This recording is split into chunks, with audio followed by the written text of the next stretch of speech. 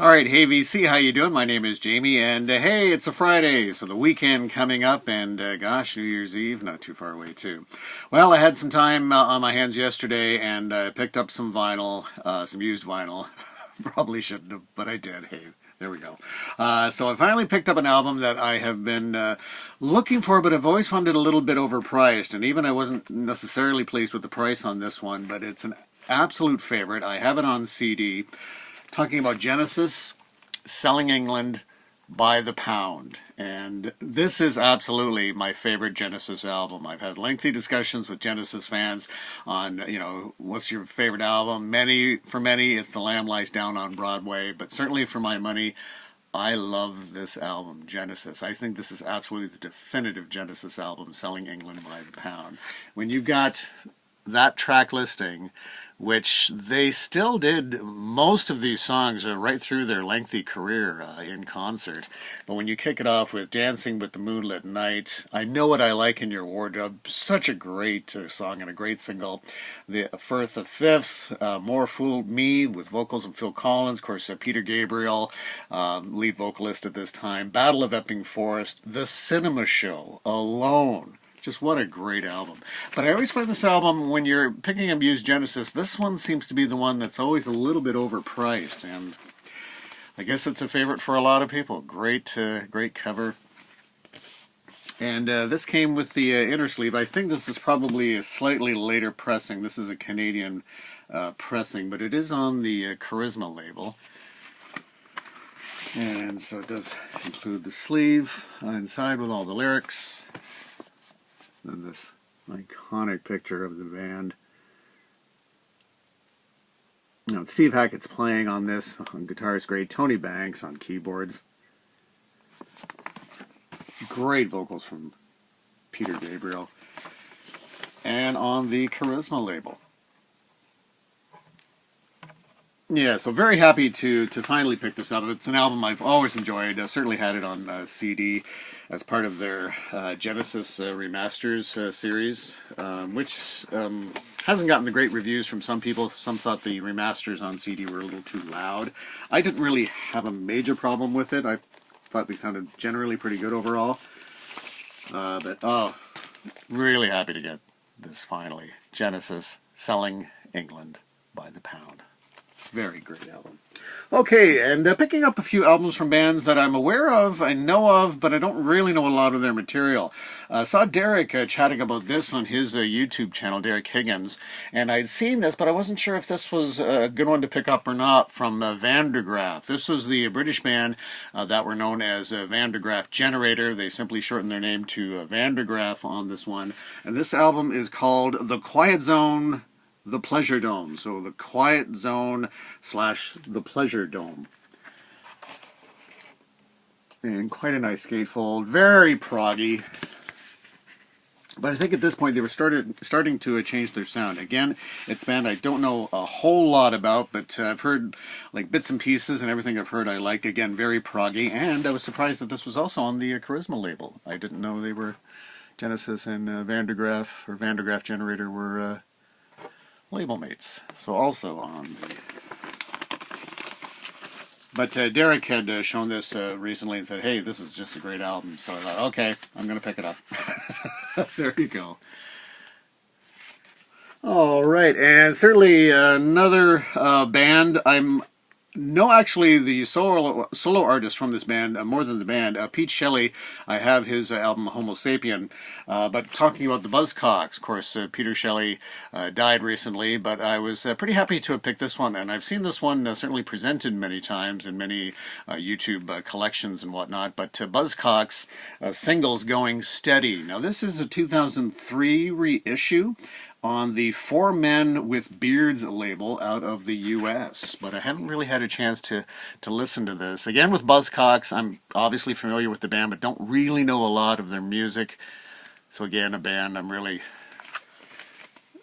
excited about discovering. And this is on it's quite thick cardboard, quite heavy, with a nice cardboard ends. And it's, as I say, it's really heavy cardboard.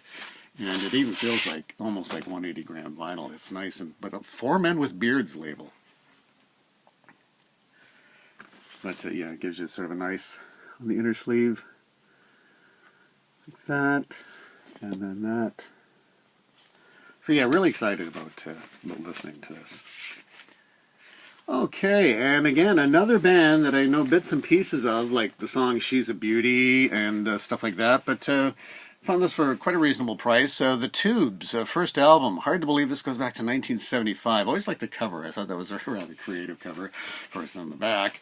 But yes, listening to it, it's surprisingly proggy at times, but you can see just 1975, especially with the song White Punks I'm Dope, where kind of things were going with the band. But on the A&M label, and was very happy to see the insert. I didn't know an insert was included with this. So here we have quite a nice insert with quite a lot of wild pictures. They had quite a wild stage show, that's for sure. And then with the lyrics included as well. Let's say 1975 for the first album. My goodness. All right, the Tubes. All right, here we go. A sentimental favorite. I used to have this when I was younger. It was one of those albums that kind of disappeared as albums do from people's collection. Trooper Hot Shots. This is their basically their greatest hits album. Trooper, a Canadian band that got a ton of radio play. And man, when this album came out, I think just about everybody had it. It seemed like it at the time. This album came out in 1979. I would have been like grade 9, 10, like early high school at the time, and just everybody had this album. And as I said, almost all the tracks on this got certainly radio play, and certainly Raise a Little Hell, a massive, massive hit. A Moment That It Takes, Round, Round We Go, Pretty Lady, Here for a Good Time, Not a Long Time, and Santa Maria, Two for the Show. The Boys in the Bright White Sports Car, and still a lot of this stuff gets played on classic radio or kind of oldies kind of radio. But I always thought it was kind of a fun package, and with Hot Shots, and then with the way it's, if I can open this for you here, you actually see through the bullet holes there, if you will. So you have that.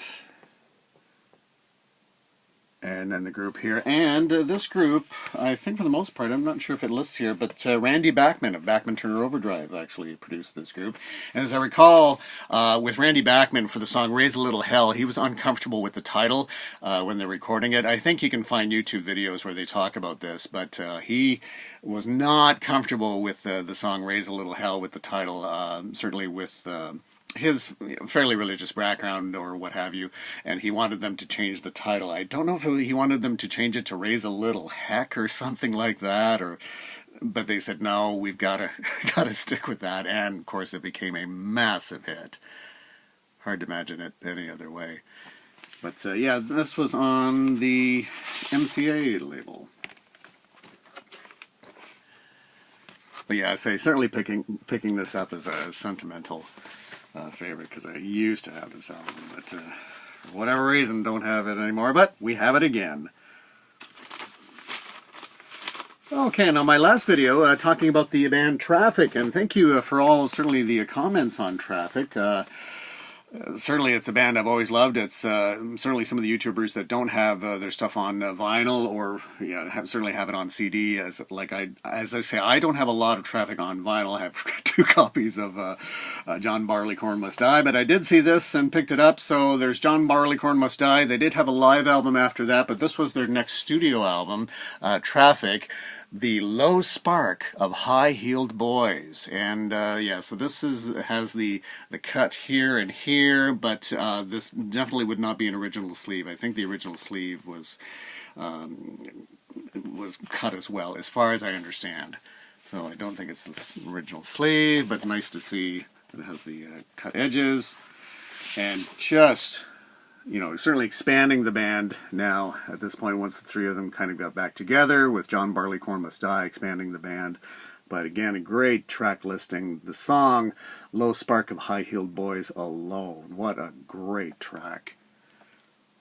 And just fantastic musicianship. It's just, can't say enough about the band. And this was on Island Records.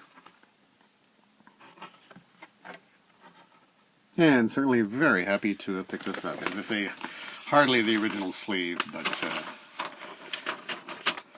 And I don't know if there was much information on the sleeve, because that can be a drag when they don't have the sleeve included, especially when it had some stuff on it, because yeah, I would imagine it would have some of the listing of the musicians, because you're not getting that on the back here very much, so there must have been definitely more stuff on the sleeve, I would assume. What a great album.